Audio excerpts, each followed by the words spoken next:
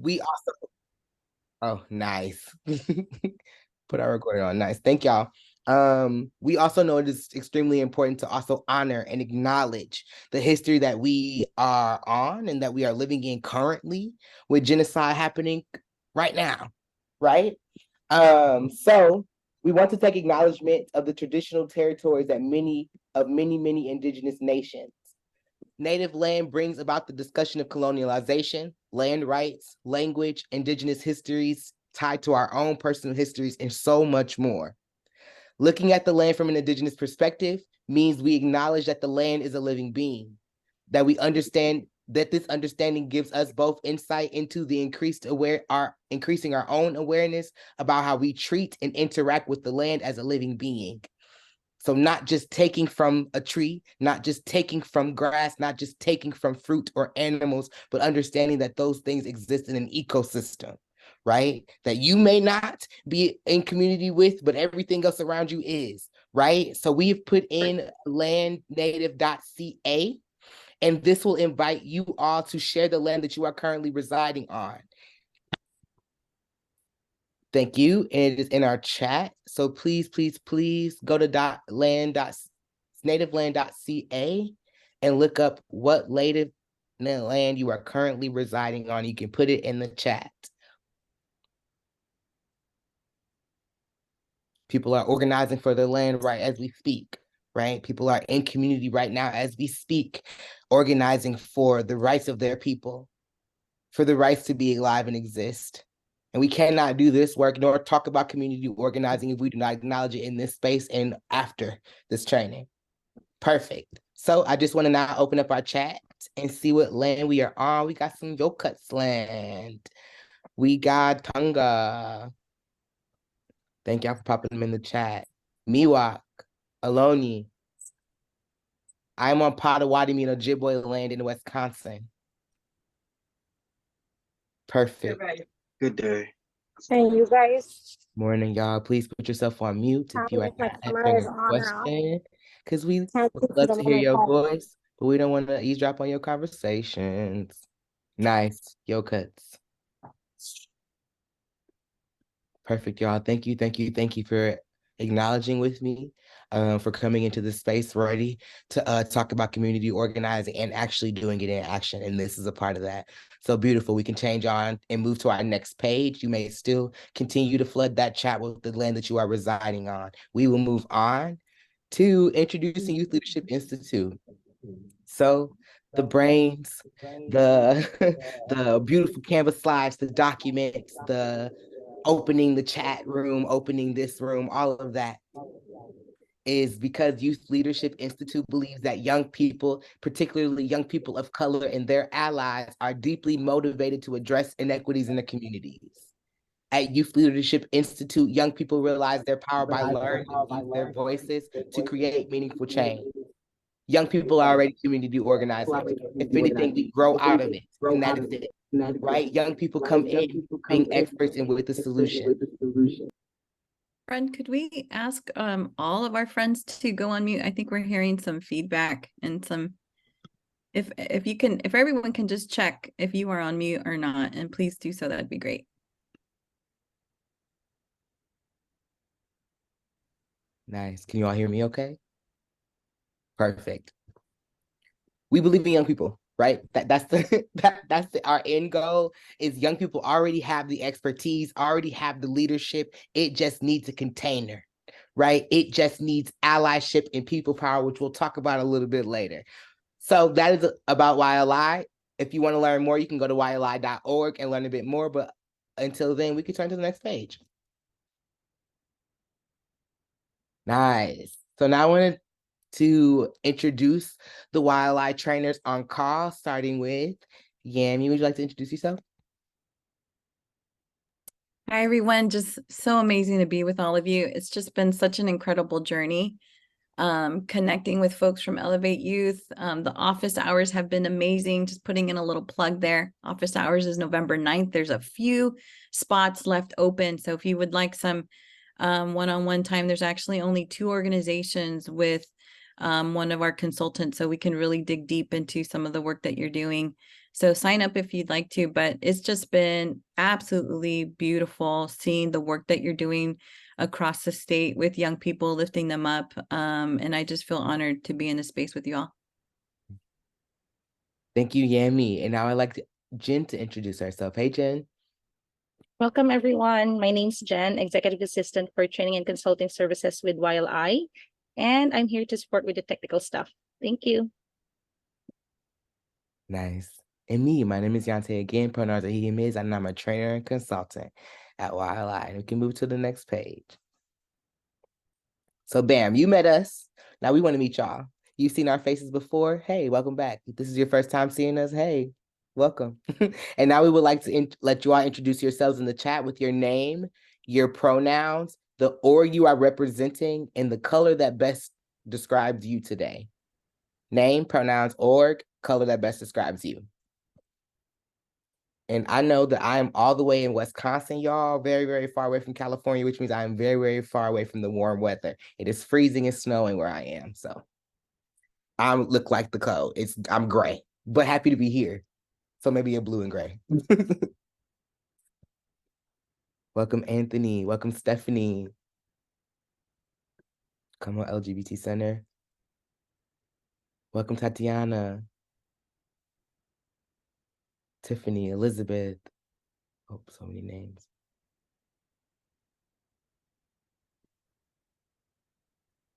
Welcome, welcome, welcome. I'm tired. I felt that. I'm feeling yellow, green, black, feeling red, gray, orange.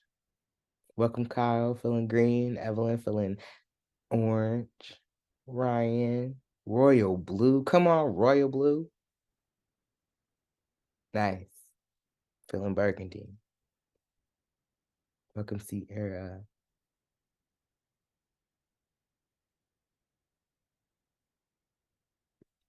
Perfect. Y'all can keep dropping those in the chat. Welcome, welcome, y'all. Really excited to be in community and hear y'all colors. Nice. All right, folks, ready to move on?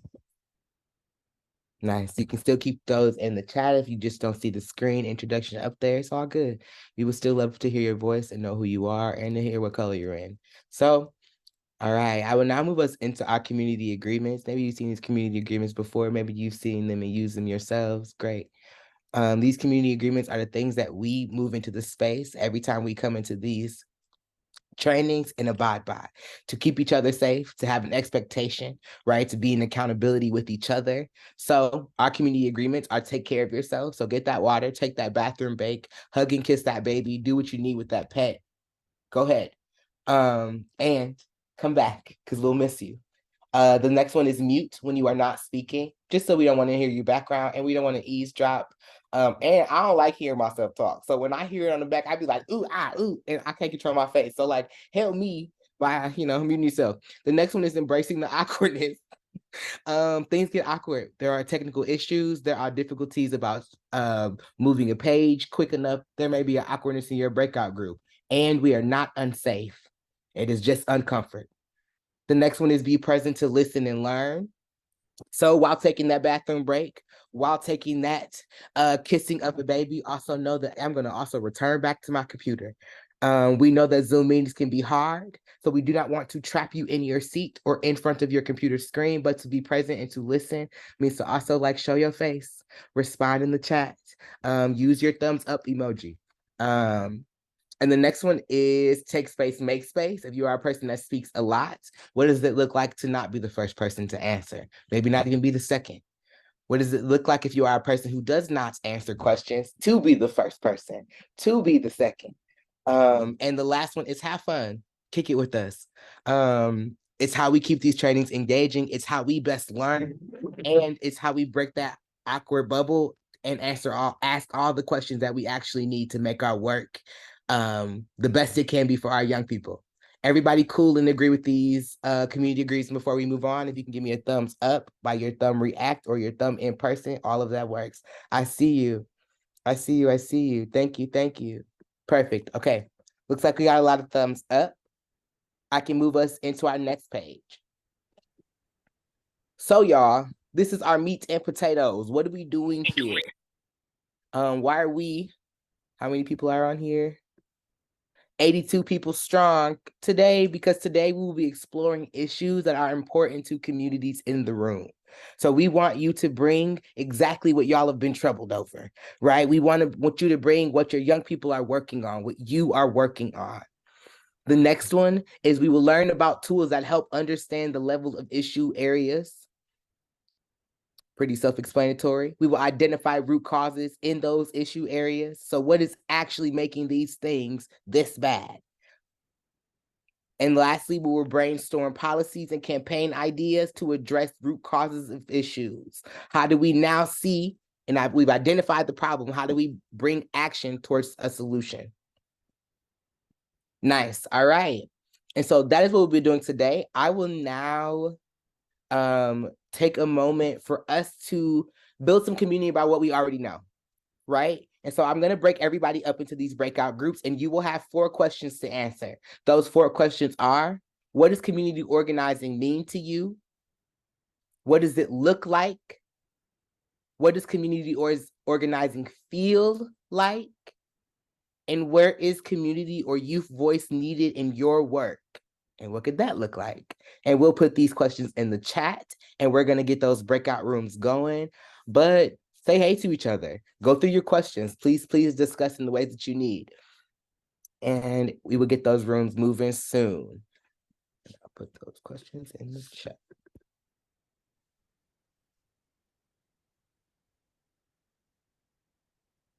Will we open the rooms now?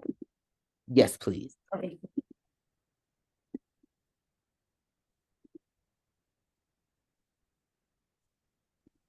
Nice. Your breakout room should have popped up on your screen. It should be inviting you to room so-and-so. Please go on.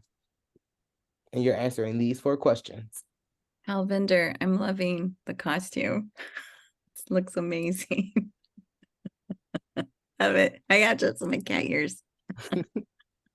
I saw them Yami come in and out. They're like, I know, that's the problem. I'm gonna have to just go like this the whole time for people to see. I know, I saw that. And I hear Shira laughing. It's so cute to hear her laugh like throughout. Good to see you. Happy Halloween. Happy Halloween. So friends, we're going to have to put these questions also in the breakout rooms as a message so that folks can see the message. Okay.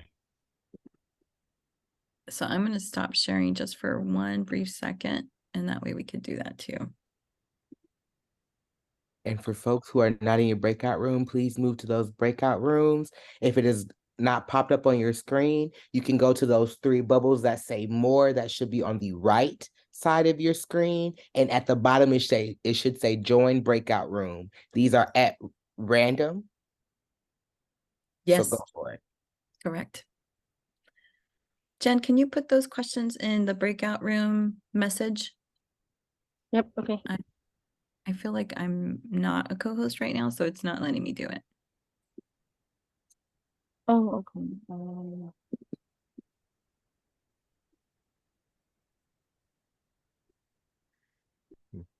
It won't let me do it either. No. Hey friends, Corinne, Alicia, Alexandria, Abel, if and anyone else who do you need help getting into a breakout room? We can help put you in there.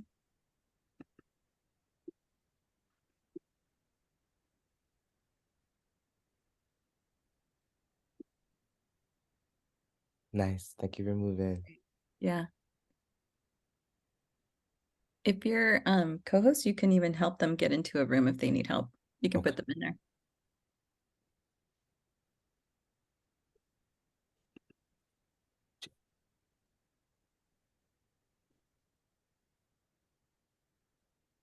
We got new folks coming in. Uh-oh. Just assigned a breakout. These are new folks coming in. Hi, we just went into a breakout. Would you we're gonna go ahead and put you into a breakout. So Jen, if we could put them into a breakout, that'd be great. Okay. And for folks who just came in, we are going into breakout rooms for the next couple of minutes to talk about what community organizing is. And there have been questions dropped in the chat, this chat and in your rooms. And y'all are just discussing those. So thank you for being here, and we're trying to move you into a breakout room pretty quickly.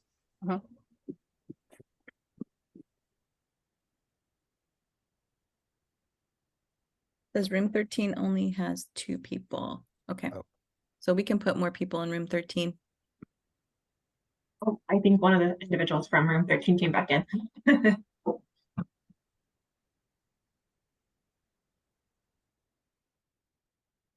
Jen's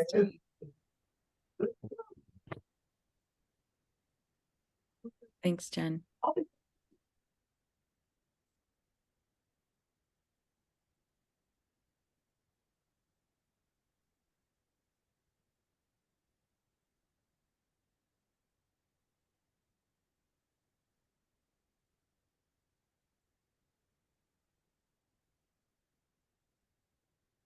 We're giving them 10 minutes for this one, friend? I forgot, Yante.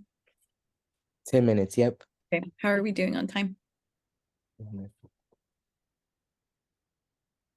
They've been in there for 3 minutes, sorry. Okay, 3. Okay, good.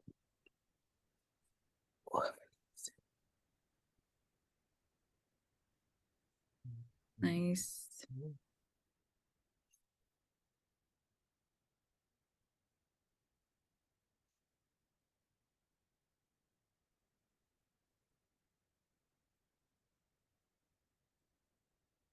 Okay, we have Jennifer. Wonder if Jade's having some issues being able to connect.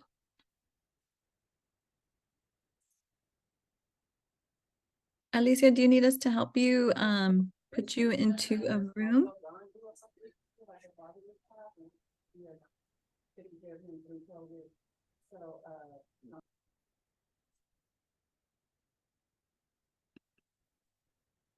Do we have folks just jumping back in, or are these new people? These are new people, huh? Yep. Okay, yeah.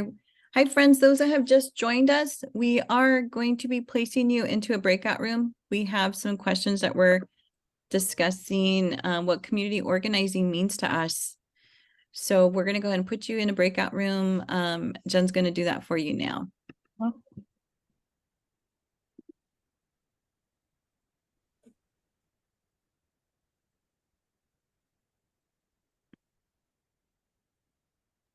Welcome. Oh, wait, I'm not on camera. Welcome, Shakia. Thank you for coming in.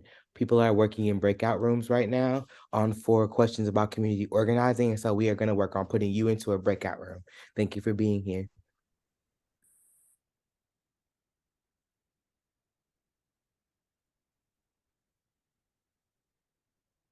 So I noticed that the description of what we were doing today was wrong.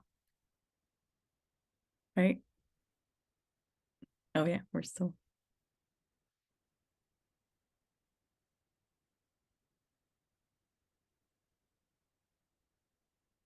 Oh, there's someone else coming in.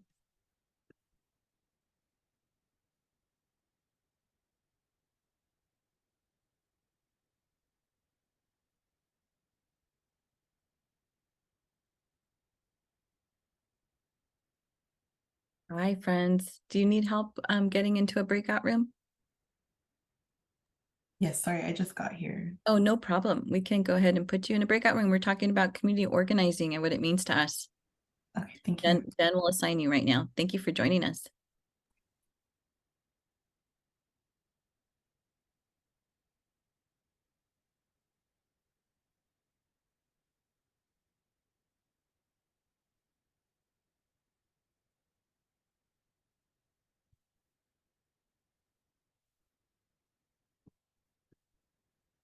How are we doing on time, friends? Doing okay?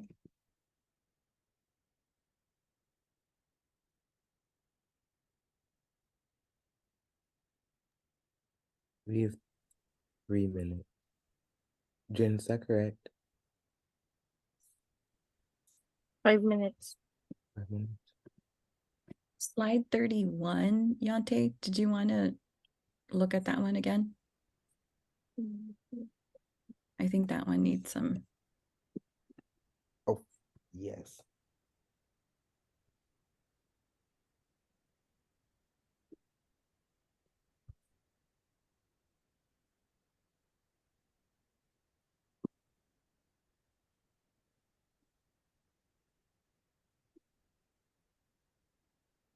Hi, sorry we were having some difficulties with our No problem.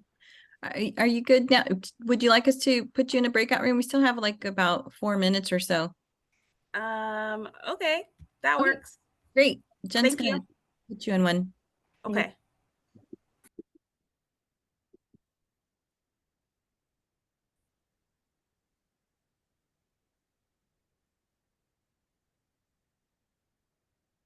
How are we doing, friends? On time? Yep, 4 minutes. They should be back by 30. 30. Okay, good. I'll send a broadcast message when they have 2 more minutes left. Love it. Thank you for doing that.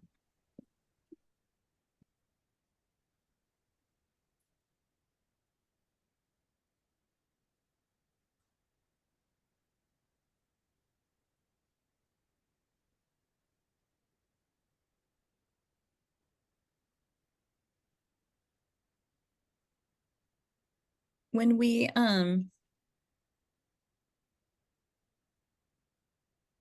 Yeah, I didn't know what to do when I was in my group and nobody's talking and I'm talking and I'm the only male in the group and I'm talking and nobody's talking and I'm like, I'm Oh thing that they said not to do and then it's just really awkward. So I bounced. I'm sorry. no, Ross, that's okay. Thank you for Come coming on, back. transparency. Yeah. I was like, I'm into youth movements. I'm a grant writer development. I'd love to hear about youth movements. Is gender a youth movement? Can you guys talk about that? Nobody was really messing with me. I was like, okay, so I know hip hop was a youth movement when I was a kid. Right. Nobody's talking on my group. So I'm just like, I'll come back to the group and maybe I'll learn something later. We'll see. I'm so glad. And thank you for coming back. I know that probably felt strange for you, but I'm gonna go make some tea now. I'll be Right. back. We're starting at 10:30. Everyone's coming back at 10:30. Perfect. Maybe we could encourage folks to share with each other. Yante, when we go into our groups, right? Hi, Victor. Hey, how you doing? Oh my gosh, I'm digging the costume. That looks awesome. Cool. Do you know what I am? Well, you sat down, so now I can't see it anymore. Oh yeah, there you go. A vaquero, maybe. Cowboy Ken. Cowboy Ken. That's so cool. Yeah. I got half of it right. Yeah. That is so cool. Thank you. I think we should bring folks back. Let's bring them back. All right. Yeah.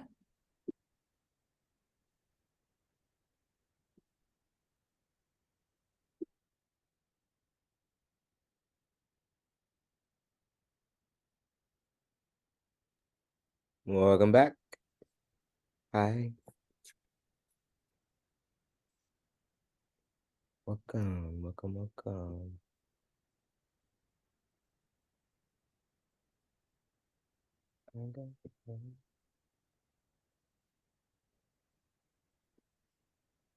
Welcome, friends.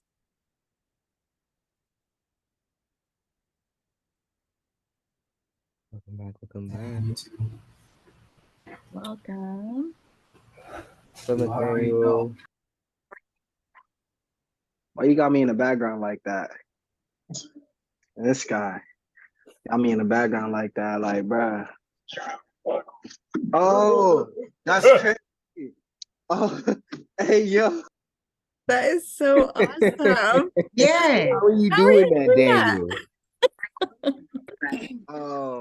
You go on Zoom, and then when you go to your you go to your backgrounds, like you click chat and stuff. Oh my gosh, I love it. I Video. want to be a You click the cartoon too. video, and then you click choose avatar, and you like make your own avatar. Okay, very cool. I Oh. love it. Can you explain that So one more awesome. time? So you go to pretty much like where it says stop video, and you like click the arrow, and you go to choose avatar, and you like would have to create it. You also would have to be like logged in and stuff as well. So Right. Okay, well, We Cool. will not, Oh, we will all but you create can- our avatars at another time. Cool, But it cool. still looks really neat. It does. Thank you, It everyone. does. Thank Thank you, you, Shan. everyone. Thank you so much for sharing with each other. We really encourage folks to, in the breakout session, really exchange ideas, exchange thoughts, exchange experiences. This is really what the opportunity for us to learn from each other, right? For us to really, you may have been able to experience some things that I haven't as a youth development practitioner, and I've been doing this work for 20 years now.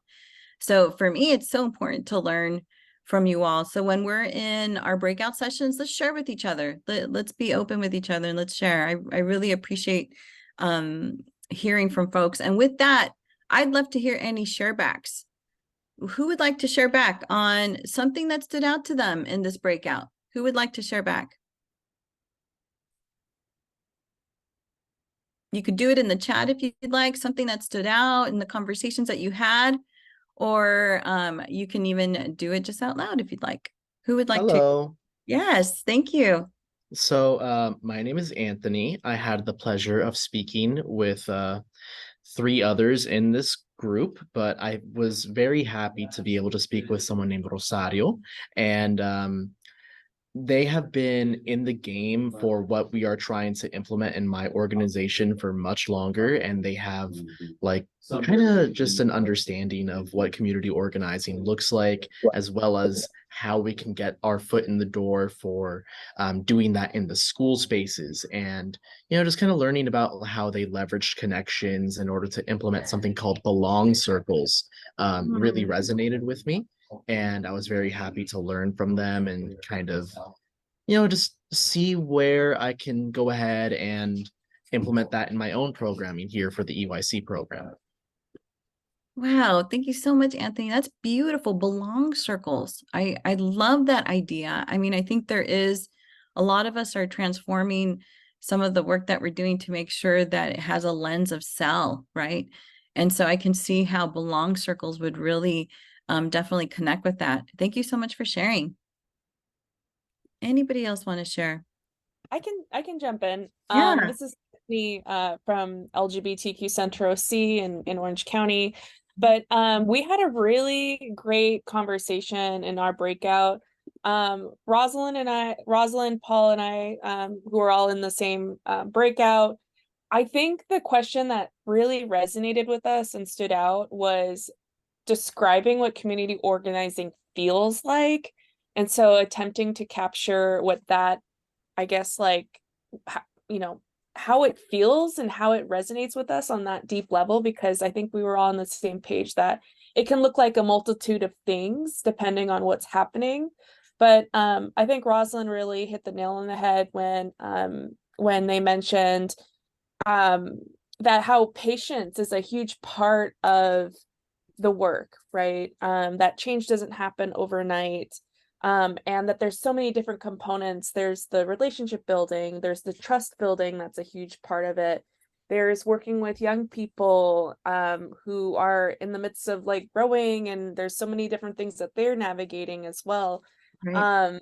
And so having that patience and just, working on that, I think is a huge component of it. And I'm not sure if my group wanted to share as well, but that really had us like, wow, like we never really thought of community organizing and how it really makes us feel, right?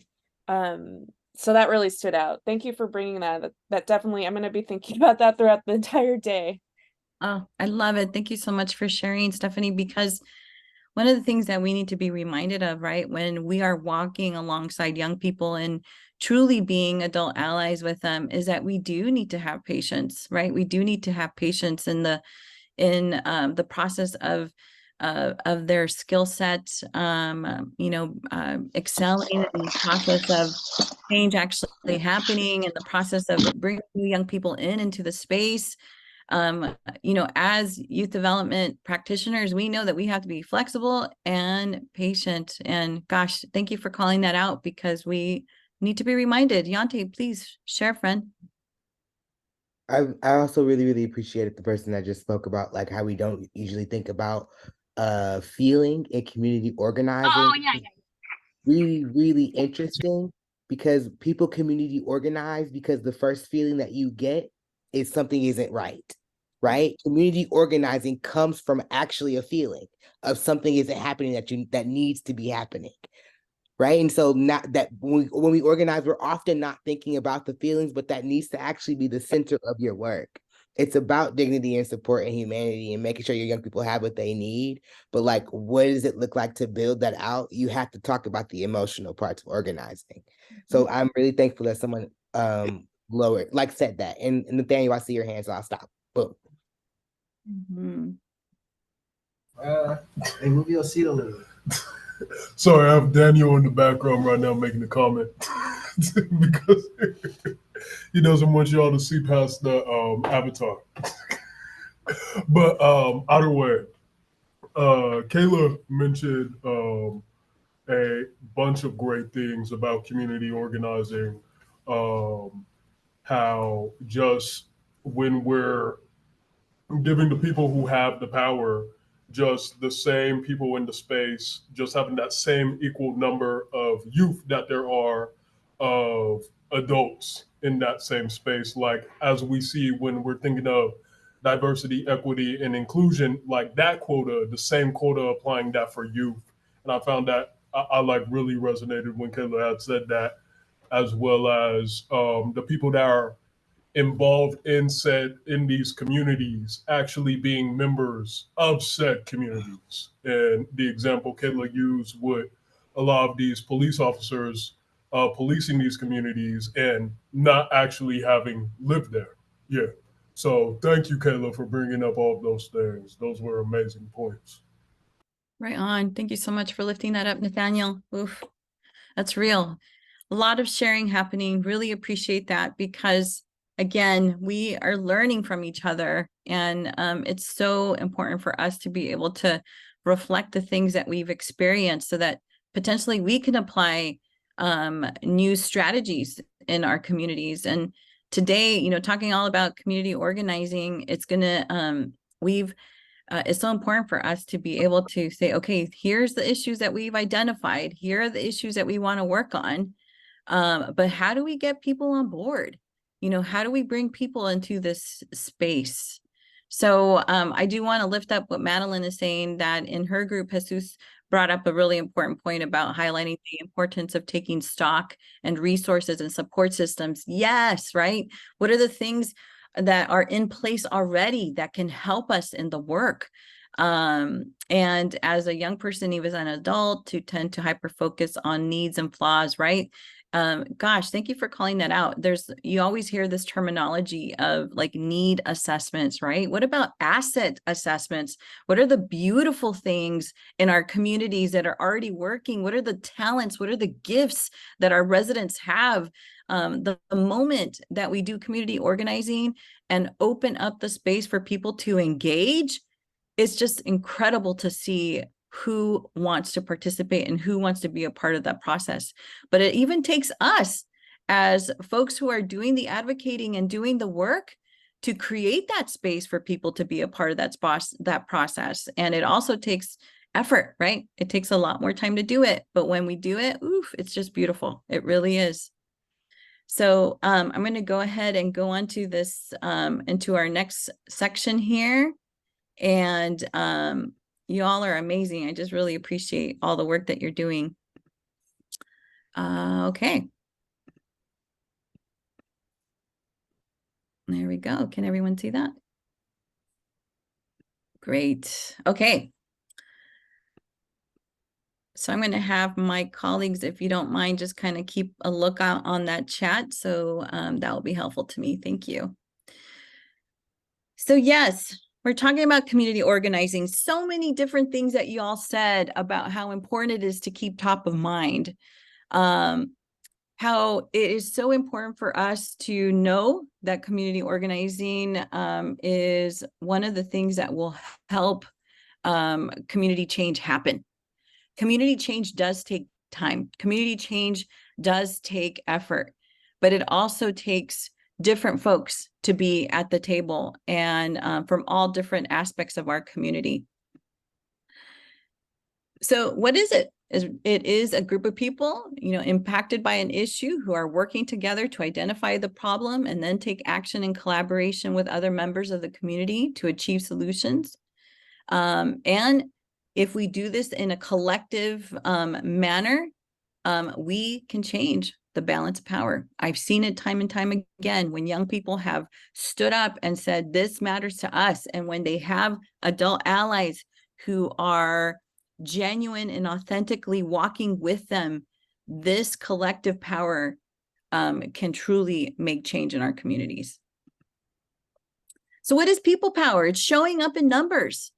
You know, when we truly do community organizing with the residents in the area, it is so important to acknowledge if we're trying to create change in a specific neighborhood, in a specific area, the folks that live there need to be a part of that process. And when it's so beautiful to see that when you do knock on doors, when you do connect with folks, and when you do ask them, would you like to see this change in your community? How incredible it is for them to say, yes, I actually do want to see that. You mean that can actually happen? I remember when we were knocking on doors with the folks in the neighborhood of South Fresno, and asking the residents if they would like to see more grocery stores instead of liquor outlets. And it was just incredible to see how many people said, yes, you mean that we can actually have that? Can we change that? And how am I a part of that? It's all about really empowering folks to know how to maneuver these systems. And we friends that are in this Zoom space right now, we know how to maneuver those systems. We know what are those different tactics that we have to do in order to create change. So if we bring those people to the table, it amplifies these issues that we've already identified, these issues in our communities. But people power requires relationship, and it requires community engagement. So how do we do that? You know, the first step is trying to connect with the community, to share with them what you're working on. We knocked on doors, we had neighborhood block parties. But once we did that, then we held a town hall in that same neighborhood and invited those same folks. Then we actually, you know, had some meals that we could partake together and break bread together. So it really was creating this relationship with community members in the area to say, we want to work with you to be able to make this neighborhood a more healthier space, but for you and for your children and for generations to come. I'm Dolores Huerta, and I am 87 years old, and I have been an activist since I was 25. That's 62 years, and I'm still going strong.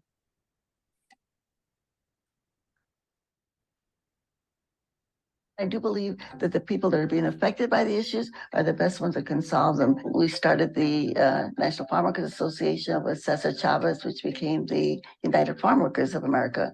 Knowing that ordinary people have the power to come together, to organize, and that they can change policies. This is what really engaged me and really changed my life. And eventually I left being a school teacher to become an organizer. The pivotal moment in my life came when I met this great man named Fred Ross Sr. And I went to a meeting where he showed us pictures of people who had organized themselves by registering to vote, elected the first Latino to the Los Angeles City Council. The most effective way to make changes is by organizing, especially at the grassroots level. I call going door to door, canvassing, organizing 101, because this is where you can really engage with the voter and explain the issues to them. People get confused, and so they just throw up their hands and they don't vote. But we have to say to people, vote for what you're confident in voting, even if you have to leave some of the spaces blank. The important thing is to get in there and vote. We're seeing a new dawn of resistance, a new dawn of movements. And if we don't act responsibly, if we don't engage, then we have only ourselves to blame. Beautifully said by Dolores Huerta. And what an incredible message from someone who has really done community organizing in a way to impact just the nation, really, are the nation's farm workers, and just so many different people at the same time, still doing the work. The incredible Dolores Huerta is, I think, almost in her mid-90s, and she's still going, and it's just so beautiful. But we really need to acknowledge those that have really created just incredible opportunities for us younger folk, right, to be able to continue that work. But thank you so much, Dolores Huerta, and for that message. So let's talk a little bit about some youth-led moments. I know that there is some incredible examples that you all have. I know you have some incredible examples. And it's just been beautiful to see that when young people rise up, when young people are lifted up by their adult allies, the things that can happen, the civil rights movement, BLM, Black Lives Matters. I mean, that was so important, for young people to rise up and share and say, enough is enough. We need change. And some of the prevention work that we've been able to see across the state.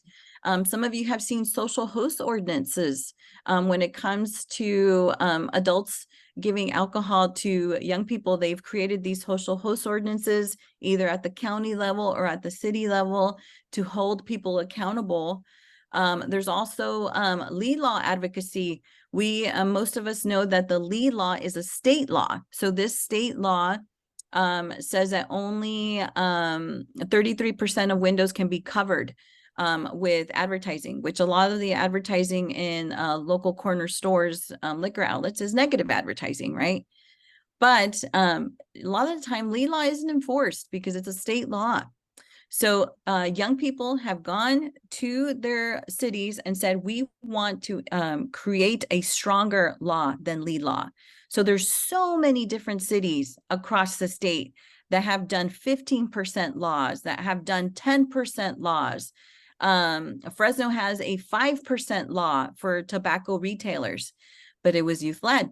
It was young people saying that this was important and that we needed to have this done. Team C is an example of transportation justice. This is some work that young people did in the Bay Area to say, we need to be able to have more public transportation for our families and for their children. And so they went and advocated for a tax to support this. And so they were able to pull through, and this passed because of young people. And I think this was Measure W is what it was called in the Bay Area. So proud of these youth and of the work that they've done. This is just a few examples, friends. I would love to hear from all of you in the chat. Share with us, what are different examples that have been youth-led community change in your community? Share with us. We'd love to see that. Oh, Stephanie, thank you for sharing the student walkout in Chino Valley. Passing the forced outing policy. Yes. Thank you for sharing that. Anybody else would like to share with us some policy change that actually happened because young people spoke up? Are young people being outspoken at school board meetings? Yes.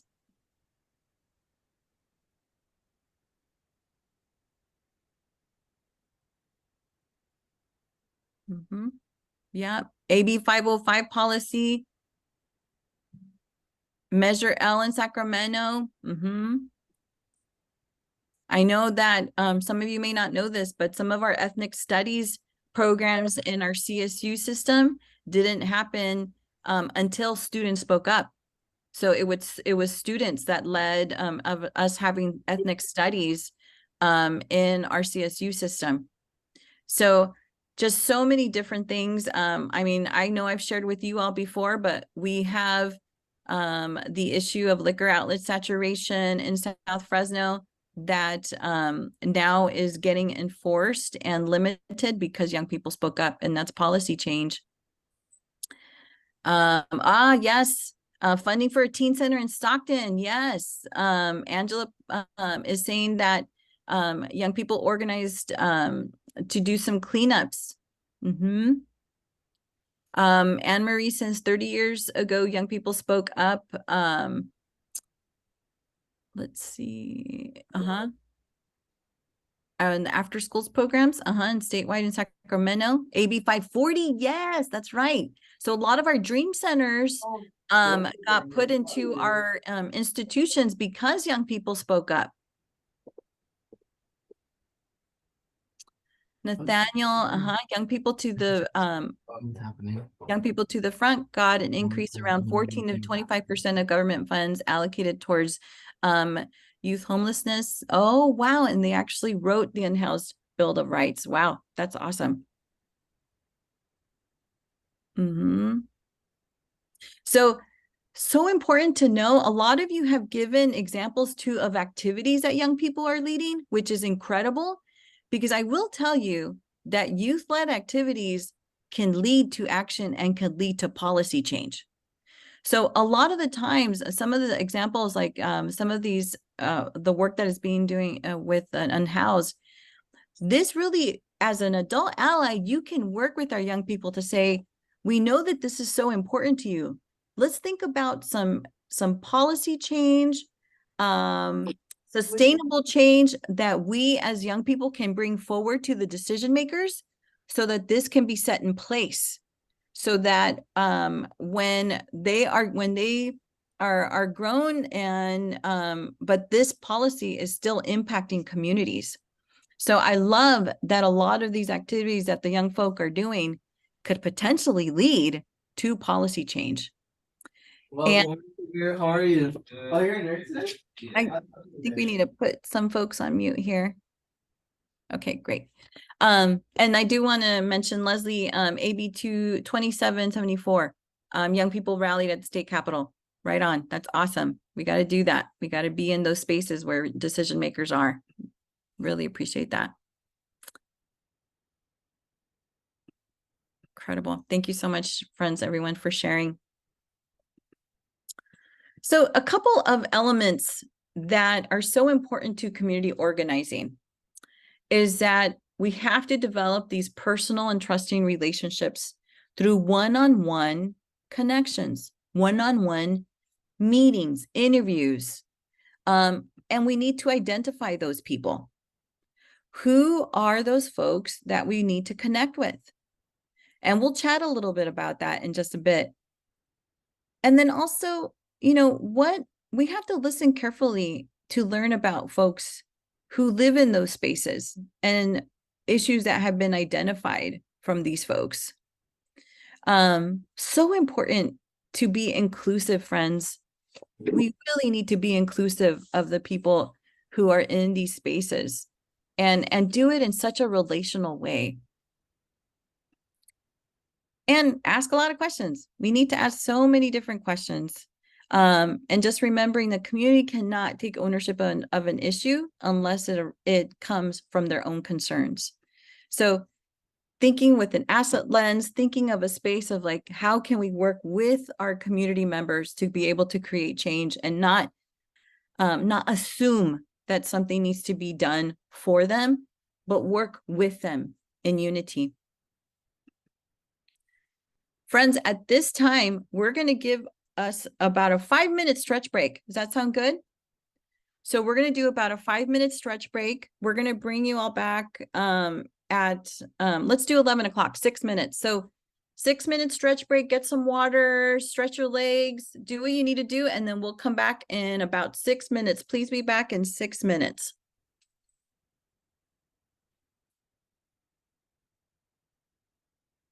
And we can stop recording for right now. Thank you, DJ Angela. Love it. Folks coming back, it's 11 o'clock. Thank you so much for taking some time to stretch and be prepared. A little bit of stretching sometimes helps us to reconnect. And just so thank you, everyone. Thank you. Folks are coming back. Folks are coming back. Give me a thumbs up if you're back. Give me a thumbs up if you are back.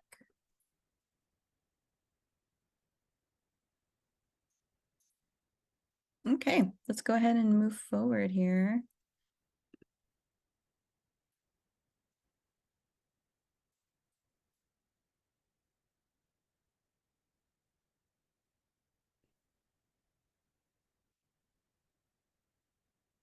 All right.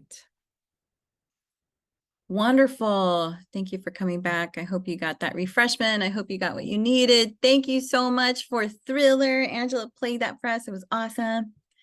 Got to enjoy it during our 5-minute break. So as we're talking about community organizing, this is the point where we're really connecting with folks. We've identified an issue. We've gotten thoughts from the folks in the community on the issue that we're working on. This is the piece where we have our coalition of folks. We have our coalition. And remember, coalition always tends to grow. It grows throughout the community change work, the campaign work process. So that coalition, the moment you start to meet with folks, you're going to see that there's going to be people that want to be a part of the work. So when you have these interviews with folks, these one-on-ones, they could be for a few purposes. The purpose could be to add additional people to your coalition. So you might want to interview some folks or just have meetings with folks to see, hey, our organization's working on this issue. Would you, organization A or B, like to work on this issue with us? So it could be to continue to enhance and build your base. It could also be, and really important for you to already make aware of community leaders, decision makers, elected officials, whoever it is that needs to be a part of that change, that can help us try to get back into that trajectory of change. So these one-on-ones can be used to develop personal relationships. They help you make personal contact with folks. And then this is where you have those conversations with them. How has this issue impacted them? How has it impacted their community? And allow you to get specific information about, the issue. This is where you really get the stories. This is where you are able to hear from folks directly. It's been so incredible when we sit down with community leaders and find out that this issue is just so important to them that they want to be a part of the coalition. One-on-ones really helps enforce and take that issue forward. It starts to let folks know about what you're working on. It starts to let folks know that this is important to the young people. And then you start to see that your coalition, your base, just starts growing and growing. And when you take an issue to a decision maker and they start to see that there's like 5 organizations, there's 5 different schools represented, there's these community leaders that are supporting this issue, then it's a whole other story, right? It's a big deal when they start to see that, whoa, it's not just like one org that is bringing this issue to the table. It's a coalition of folks. And you can definitely do that with one-on-ones. We've used this community wheel with our young people to really process like who's missing from our coalition, who's missing. Maybe they are not going to be a part of the coalition, but we need to go have one-on-ones with them. So this community wheel has really helped us identify those folks, whether it's maybe it's more young people, maybe in the certain neighborhoods that we are trying to do the work in, we don't have young people represented from there. So that's something that's really important. Media, schools, senior citizens, service orgs, parents, social services, law enforcement, government, business, faith, medical. I mean, all these different areas you may not need from all these different spaces. But depending on the issue that you're addressing, you may want to bring some folks on board. So important to be able to look at this circle and really to identify who else do we need to be able to help us carry this work forward, this issue that we've been able to identify. So here's a couple of steps for one-on-ones. We want to identify 3 specific folks, it's really it's easier to start with 3 individuals. You want to make sure that you have a script. And when you practice with your team, you can even refine that script too. But always so important to have a script. I think in some previous trainings that we've done with you all, I've shared with you that it's the 1, 2, 3s. Like, what are the 3 things that you're trying to share with these folks, whether it's community members, leaders, or decision makers? Practice, practice, practice. So important to practice. It's actually kind of fun to practice too. But the more you practice with the young people, the more it just becomes so easy for them to talk about the issue they're working on. And then you want to just learn and refine the script again with the team. So as we practice, we learn, did this message come through? Am I giving too much information?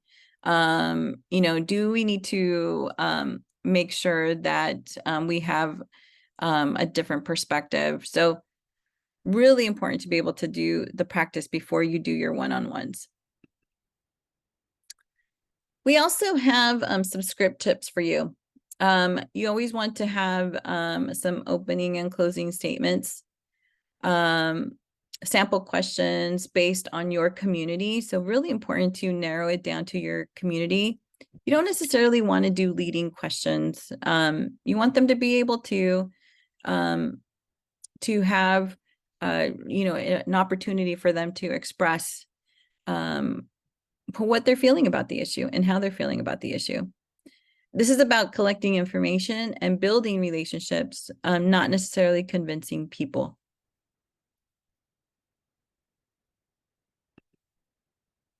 So when you start to do these one-on-ones, definitely not perfect.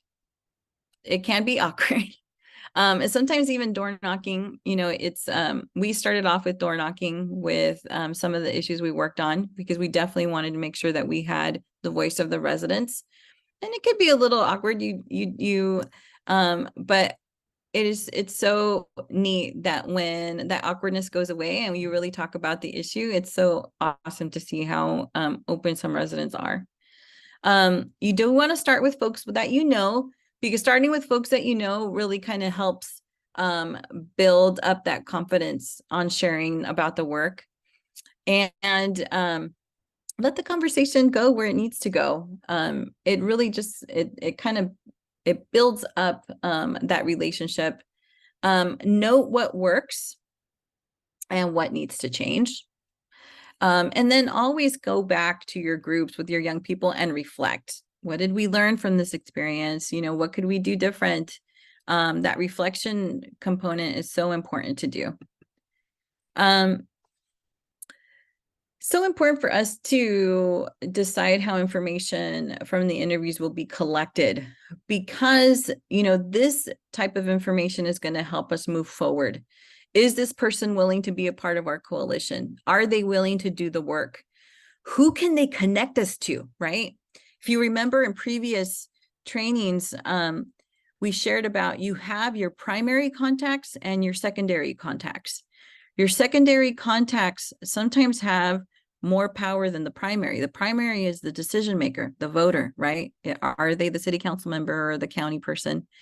Sometimes those secondary folks are the ones that help us get to the decision maker. So important to collect that information. How do we collect it? How do we take notes? How do we immediately follow up? How do we invite them to be a part of the process? I have a tool that I'm going to give all of you. We'll probably put it in the chat for you all. It's a lot of this information that we've shared, but also some interview questions that you could use. So I'm going to share that with you all. You can have it.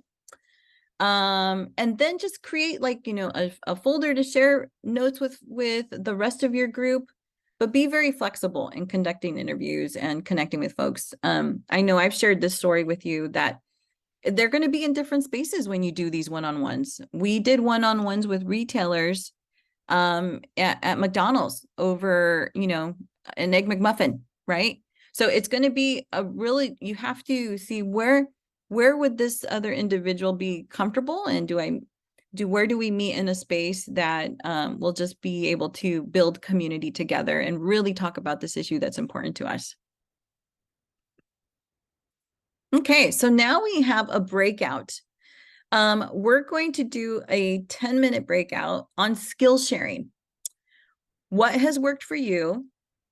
Think about if you have developed a script. You may not have developed a script before, but if you thinking about developing a script, how does it engage people power? How does it engage people power? How have you engaged community members? One, how have you engaged community leaders or elected officials? So important for us to learn from each other on how we've been able to build our base on working on our policy change. So these groups are going to be a little bit bigger, right, Jen? I think we're going to try to do groups of 6 this time around. So we're going to try to do groups of 6. And Yante, friend, do you mind sharing that in the chat? These questions here. Thank you so much. So important for us to share with each other what has worked, what's worked, and what hasn't worked. Let's share what hasn't worked too. It's important to work to learn from each other. So with that, we're going to go into our breakouts. Are we good, Jen? Yep. All right, we're going to go into our breakouts, friends. Let's do some skill sharing with each other. Okay. See you in a bit.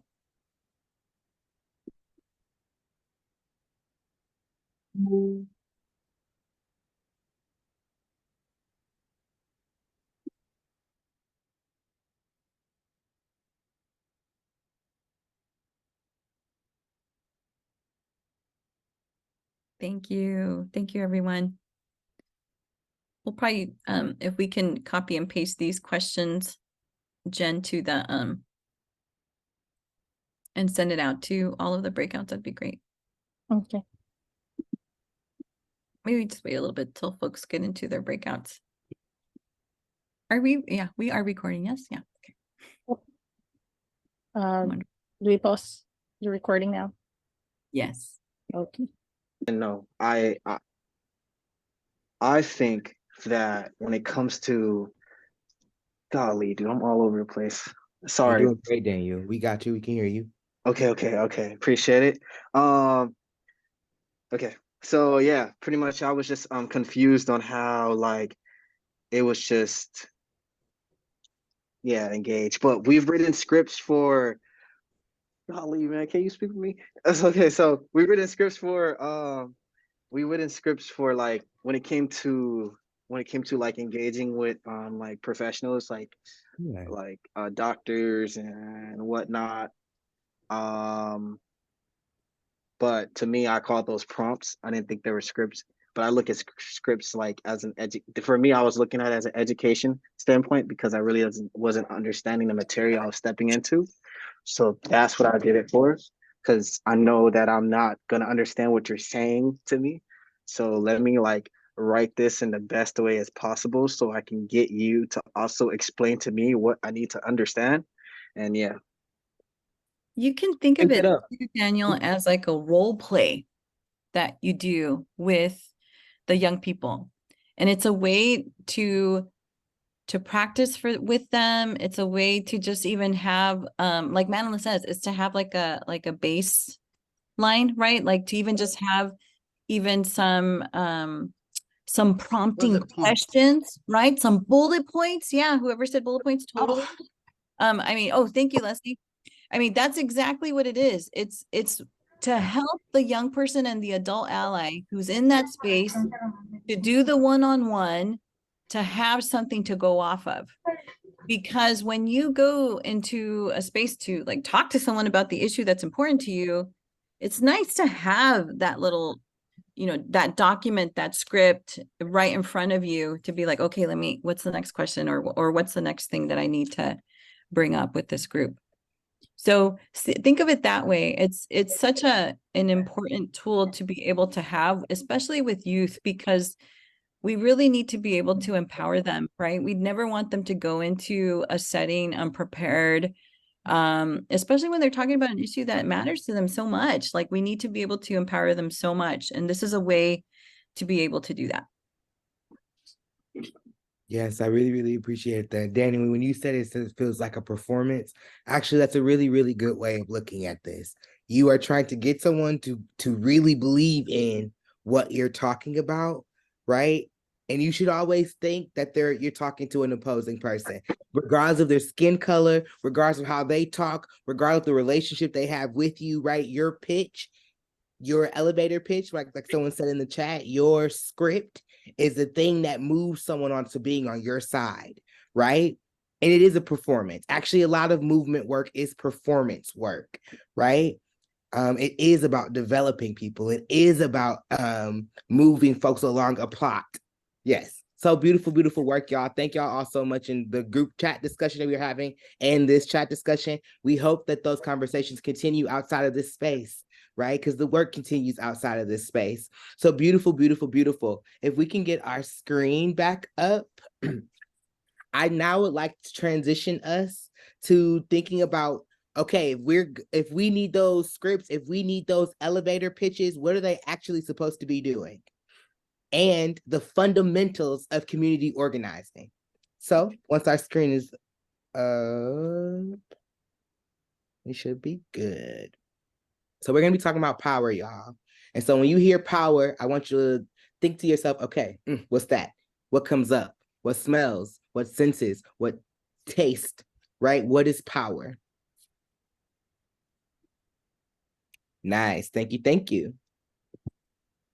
And get that on presentation. Perfect. So when we talk about power, y'all, we've identified as power means the ability to change or control your circumstances or the conditions that you are living in. The power to change, to move something. Institutional power is the way society is set up. Power in the hands of few people who make the decisions that affect many, a lot, all people. And then you have people power. People power is the power what we all have as everyday folks or people to collectively make change. So these are the definitions of power that we have. Power is so significant in community organizing because without it, you really don't know what you're fighting for, who to redistribute power to, right? And so like in many of our works, young people are often don't have a lot of power as individuals, right? Where you and I can go vote, can go say, this is what I want to do with my body and the autonomy to do that. Young people don't have the same thing to do, don't have the same power. But when there is a group of young people, when they've engaged in building their own people power, they have a lot more force to do things. They have a lot more power to create change and change their circumstances. And that's what we want, right? So if we can change to our next page, we're going to now move on to the talking about the essence of community power of community organizing as we understand power. So the essence of community organizing is collective, right? It is centered around people power in effort and impact. Whereas institutional power is select groups of people who are usually privileged to be in those spaces, white, able-bodied, more money, social and economically more in a higher bracket, right? Those are the people usually making those decisions. If we want to build something and use community organizing as that accelerator, ours has to be collective. The next one is that people are empowered. People in your community, right? Not those higher ups, not the people that can afford all of the things and can change the circumstances with one drop of a dime, but the people that are actually being impacted by society and the systems have been empowered. A balance of power is altered. So this is the redistribution of power. So taking it from those 3 people that make the decisions of thousands, 4,000s, and changing it into the power of thousands of people making the collective decision for each other. You have to take that and alter it. It also contains inherent conflict. So when we talk about power comes from community organizing comes from struggle, right? Organizing comes from something not happening correctly in the ways that we need it to. It's a conflict. And in order to community organize, you have to identify what your problem is and what the solution is to fix that problem. That is inherently a conflict. The next one is driven by people, by the membership. Again, people power is so important in community organizing. It includes leadership development. So on top of empowering your people, yes, all the affirmations, yes, you're amazing, and you need skills to still engage folks. So let's develop those skills, right? It relies on relationship building. Again, we're going to keep hammering this in. It's not about you or me getting the thing to eat. It's about you and I both eating, right?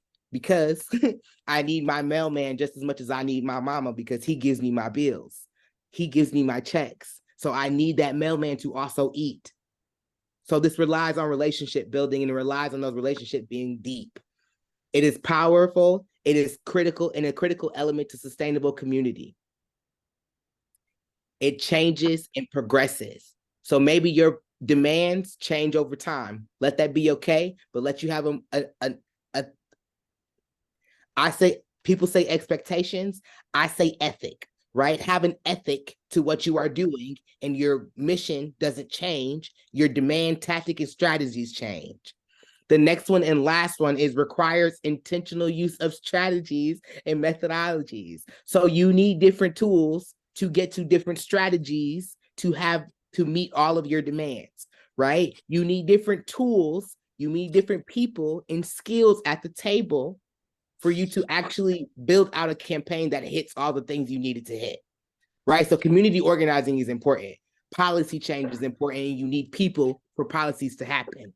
Those 4 people can't make the decisions over thousands forever, right? But the only way to change that is to activate all of the other people that are where the decisions are being made for them, and tell them that you have the right to fight it, right? So I like to now move us to our next page and take a breath, because I love this work. It's my meat and potatoes, and it gets me really hyped up.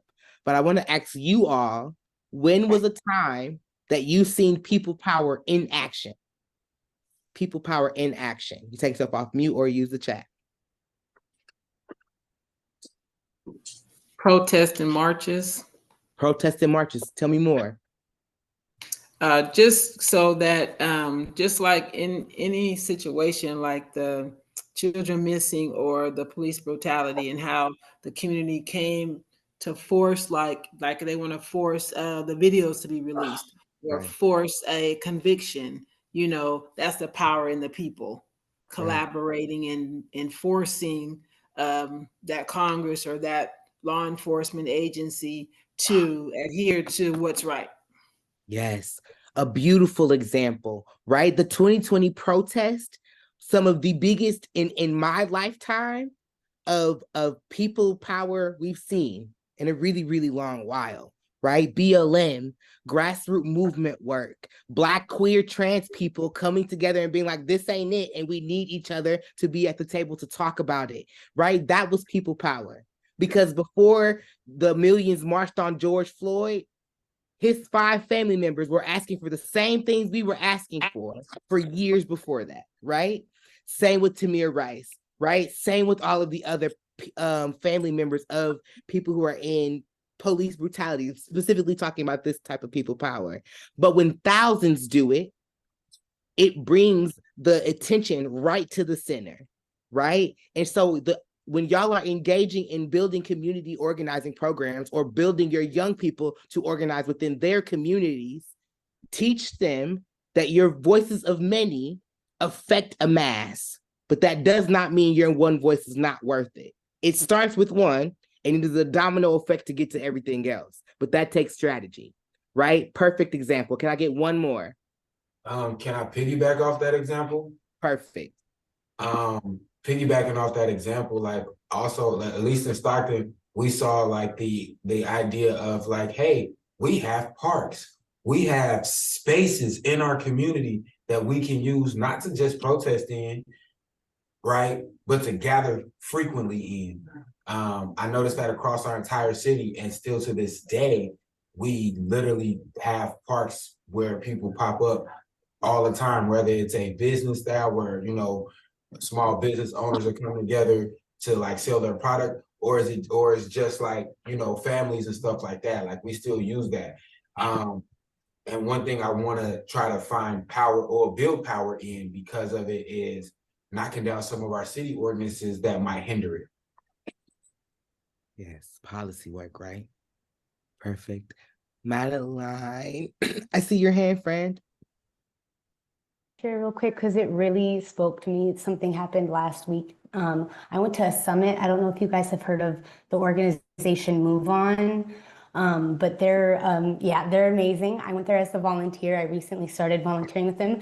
That itself was one amazing people power movement that I went to. But also on one of the summit days, I had a pretty bad experience in which I believe I was sexually harassed. I had a guy like staring at my chest and hugging me for far too long. And then like after talking with other individuals, he had displayed similar behavior to other women within the organization. And it really threw me off because, you know, we were here with the purpose of uplifting people and uplifting their voices and respecting their autonomy and, you know, empowering people. And this guy was wearing a Bernie Sanders hat. So it like really threw me off. But after having the conversation with people within the organization, their response, it was one of the first times that I've experienced a spot on response, either because I was too afraid in the past, been too afraid to say something, or was questioned, well, why did you do this? Why did you do this? Why, you know? But for them to immediately bring in a de-escalation team, ask me if I want to say anything to this man with the de-escalation team, like giving me an option, and then removing him in the end because of what they have heard, not just my own experience, but hearing from other women and saying, hey, you know what, I was too afraid to say anything. I didn't know if I was being too presumptuous or what, but I'm really happy you said something because it needed to be addressed. So that was a huge people power movement. And it was definitely their response kept me with them. I'm still going to be a volunteer with them because I've seen that my safety and stability is a priority to them. So I wanted to just put that out there because it meant a lot to me. Come on, right? When we talk about community support and community organizing, it is that. It is building trust, right? You're coming back, not because imagine all the things we dropped, y'all, because they did not have us in mind. And for me, that's a lot of things, because the moment I feel like you anti-Black, transphobic, you don't like women, I'm leaving. I'm never coming back and I'm blasting you, right? But that destroys our ability to organize with each other when we cannot keep each other safe, when we can't even honor dignity, right? Kayla, I see your hand, family, but for time's sake, can you please put in the chat, because I want to know, and now I'm really charged up and excited for your answers, but we do have to move on. And so I do see your asks in the chat, and I appreciate y'all voices. Please put it in the chat so we can still see it. But I now would like to move us towards, like, because we know that people power is so important, right? In order to show up in community organizing spaces, in order to actually do this work together, we have to figure out who is community, right? Who is in our ballpark, who is on our side, and who isn't, who is in the middle, who is on the sides.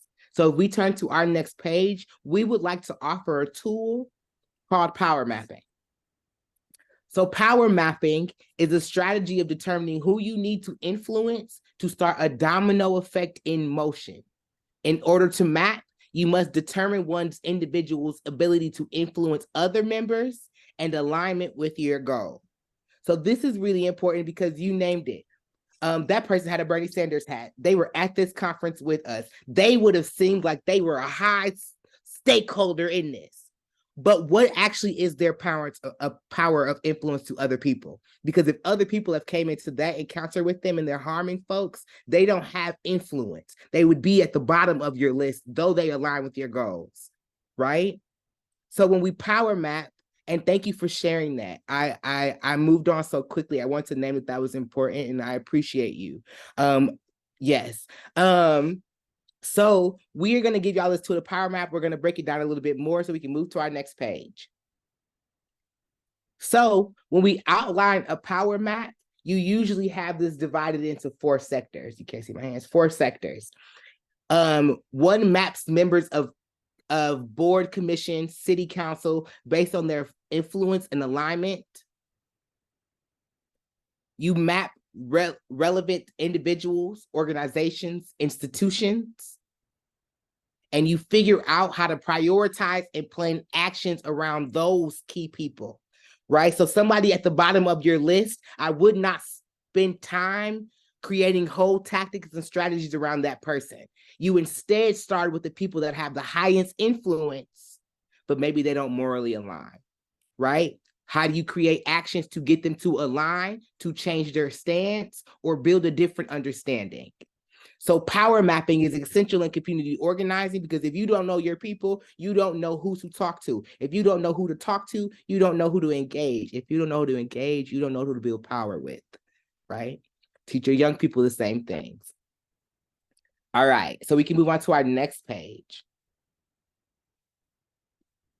And yes, Anthony, there is, and we will actually do it together. So I'm moving through this quickly just because y'all will see these same instructions on something that y'all will do in practice. So perfect questions. I will now just move over to a little bit like how these are actually drawn out. This is how power maps are drawn out on the right side of this screen. Most powerful, less powerful, being the spectrum. Strongly agree, strongly disagree, being the spectrum that is on the other side. So if we look at this diagram, corner 1 are considered to have high influence and are supportive of your goals because they are strongly agree and most powerful, more powerful. Corner 2 offers higher support, but has low influence.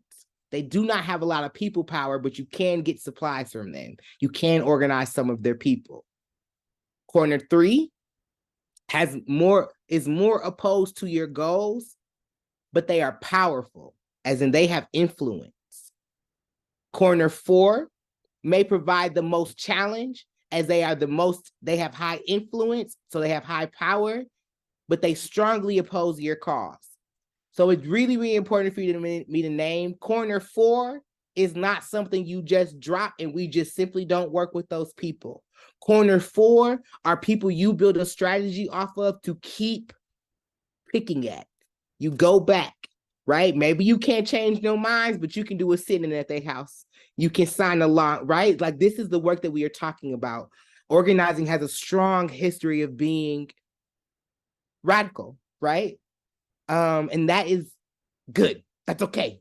But you can map that all here and identify who, right? So we can move to our next page. And now I want to show y'all what a power map actually looks like before we move into doing our own. So this is an example of a power mapping through the Team C 2018, where they were mapping their representative, their state city council representatives. And so you have those folks in the circle with their faces, those are their reps, right? They identified where would they be on this power map. So we got folks that have YLIs also in there, right? Seniors, MCTS, sales tax, sheriffs, Prop 13, so many other things, right? And so we are now want you all to start thinking about what work are you doing in your organizations that power maps can be used. How can you identify who has influence and power and where and how you can shift it? So this is an example of what it looks like. I will now move us into our Jamboard so we can take some time to do it ourselves. So if we move to our next page, actually, and then Jen, you can stop, or whoever's screen sharing can stop screen sharing and I can take it over. So before we move into our Jamboard, I want to drop some questions into the chat about questions that you should be considering as you do your own Jamboard. So here's the Jamboard link. We will start splitting you up into breakout groups, but you all should have access to the Jamboard link in the chat currently. We will begin breaking you up into groups where you will start to do your own power mapping. So before you do that, take a look at that doc but also consider these questions as you power map. Oopsie-daisy.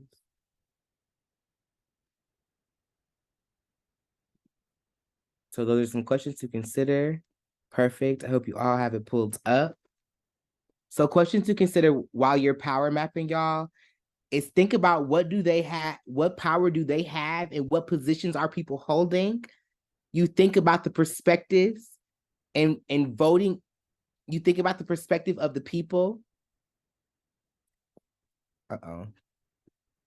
Sorry, y'all, I might have put in the wrong questions that we're looking at. Yes, yes, yes, please get your water, folks. And so I dropped in our Jamboard. Jen, if you can break out folks into groups of 4 again, that would be great.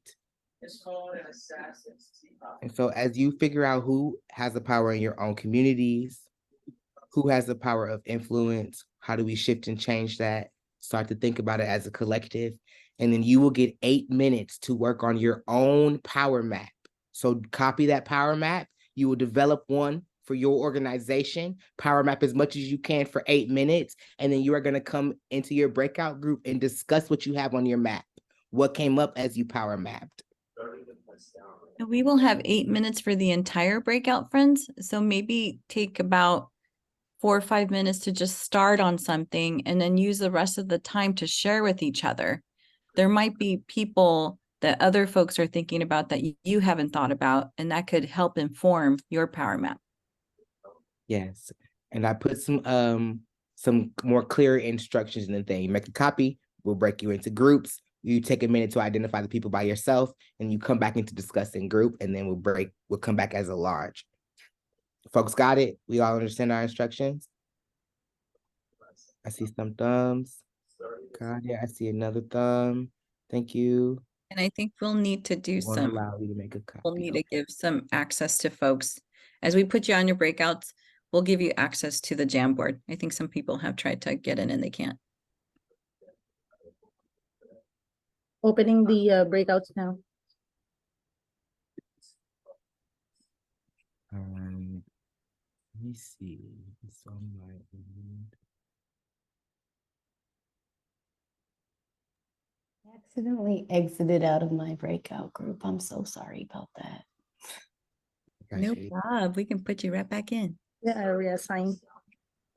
Thank you. Thank you. Thank you, Madeline, for sharing earlier. I really appreciate you. Oh, I appreciate that. And I honestly, like, there is a bright side to that happening. And that is being the first time I feel like I've seen a spot on response, like a perfectly modeled response. Everyone was really supportive, asking me about my needs, but then also like reminding me that like, it wasn't just about me. There were other people who had been affected too. Mm-hmm. So thank you guys. I appreciate the opportunity to share. Of course. Hey, Kayla. Glad y'all here. Anybody else need support with breakout groups? Or your Jamboard? I hope folks got access. The email will usually go to you, right? And then you just have to give access to people. Okay. Yeah. Yep. And I tried to do it from our actual link too. Oh, okay. Sometimes I wonder if there's a way to just be able to just open it. Right. So I'm going to put the, I have the one-on-one document that I saw in the chat that somebody wanted like an example of like a script. So it. Welcome back, people. I doubt folks got to that all the way, but I'm glad y'all are coming back.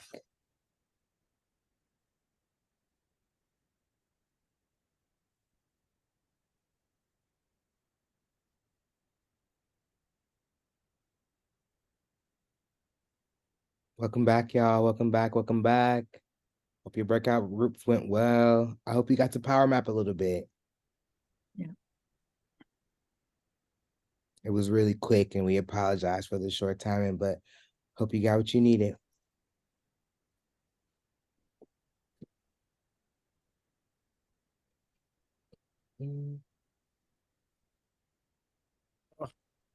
Okay, so welcome back, y'all.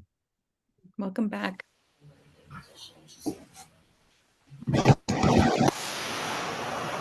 Nice. Hi.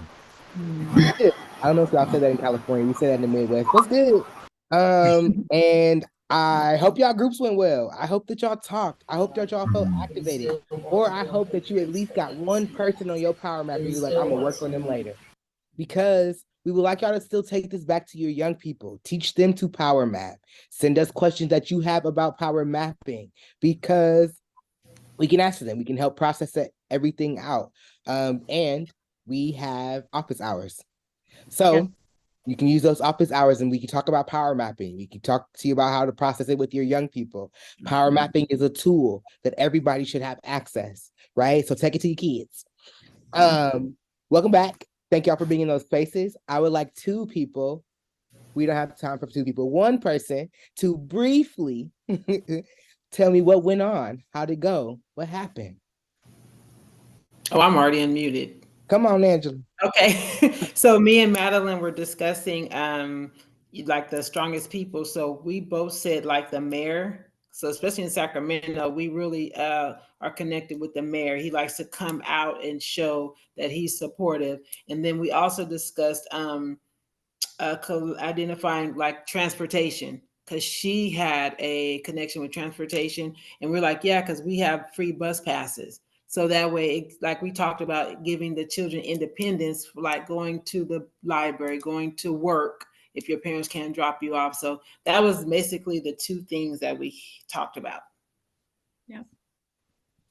Nice. Thank you so much for coming off mute and explaining a little bit what y'all went through. Yes, you can understand how to pivot and go, okay, this person knows and has this. We know how to use it because we want this to happen. It's a puzzle piece, right? That script becomes a performance, becomes this is what we're talking about, right? Perfect. Beautiful, beautiful job, y'all. Thank y'all so much for taking time to power map. Please, please, please take the tool. Keep doing the tool. We would now like to move us into our final 2 minutes with each other and talk about or end with a checkout.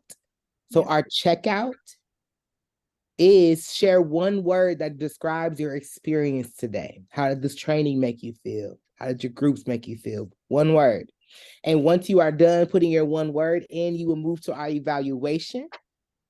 And you go through that evaluation. It's pretty quick. You can use this QR code, but we can also put it in the chat if you need a direct link. But let's start our checkouts. One word, inspiring in our chat, united, informative. What else? Supported.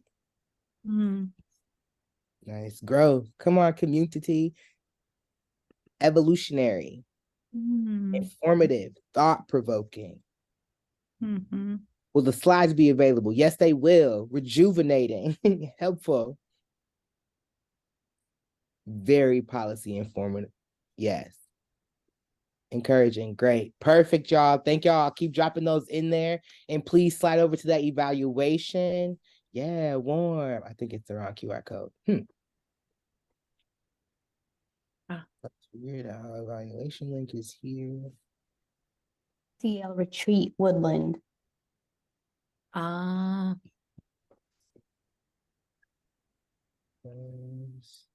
Thank y'all for catching our mistake. That's all good. We will. Thank you for that, Jen. Could you put that one in the chat for us? The right link. This Yep, one. I put it in our chat. It Oh, should yeah. be SurveyMonkey JSR G855. And someone said, what does SEL mean? SEL stands for social emotional learning.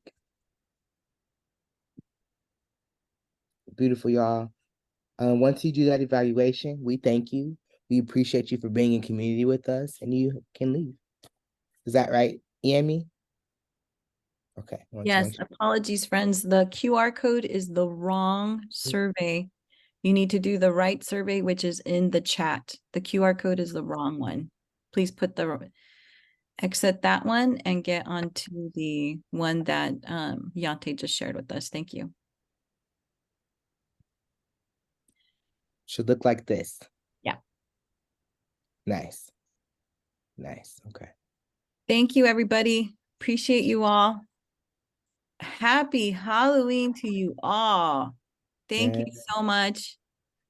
Thank you. There were some tricks or treats today. Thriller, much appreciated. Thriller, everyone. Thank you. Thank you, everyone. Happy Halloween. Angela. Bye, Thank you so Thank you much, so friend. much. Thank you, thank you, thank you. Appreciate you all. Thank you so much. Thank you. Hey, did y'all say in the beginning whether or not this was recorded and if It it would be is. shared? Yes. Oh, good, because I was Totally. tardy to the party, but No I got problem. something. No problem, friend. We're gonna be sending out that recording to everybody. We'll send it, give it to our to the foundation, and they'll send it out to y'all.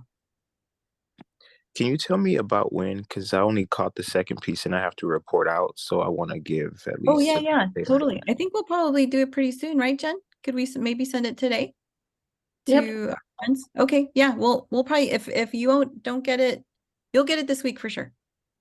Thank you. You saved me. Because I don't want to have a 0 for the first hour. Right on, right on. All right. Thanks you. Have a good evening, everyone. Dude, happy Halloween. Yes. Thank you. Just want to quickly share that I'll send over the Zoom link for the coaching office hours. We'll get that to you this week. Appreciate you. So yeah, we're getting filled up on that day, right? Yeah.